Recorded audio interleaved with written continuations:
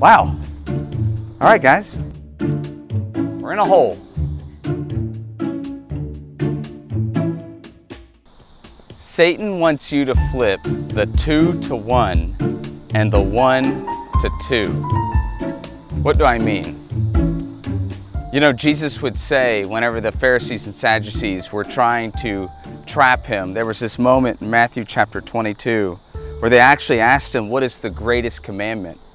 And Jesus would reply this way in verses 37 to 40.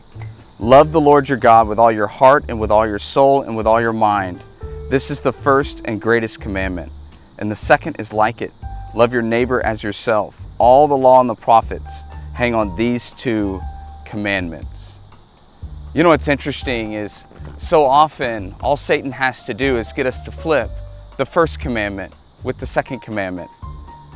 You see, if you take love the Lord your God with all your heart, soul, and mind, and you make that second, it means you're putting your neighbor ahead of first loving God.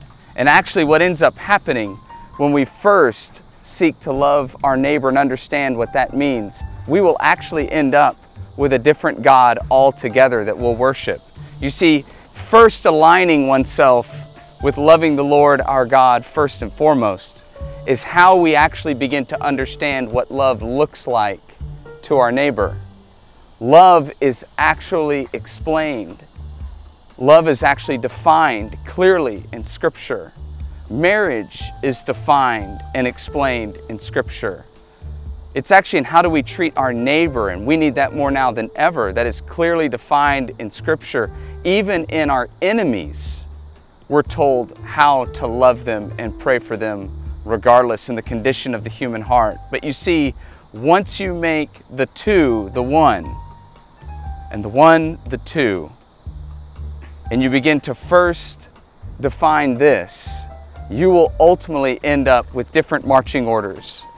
And I would argue a different God altogether, probably one that resembles more of your preferences, your comfort zone, your perspective, and your own bias.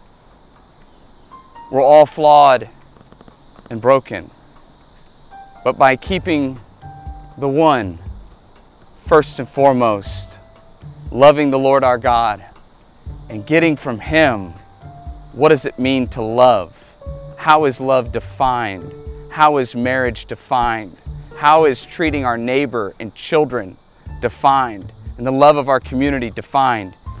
That is when we can do the second commandment, not only well, but in a way that is God-honoring and God-pleasing, and ultimately God-blessed.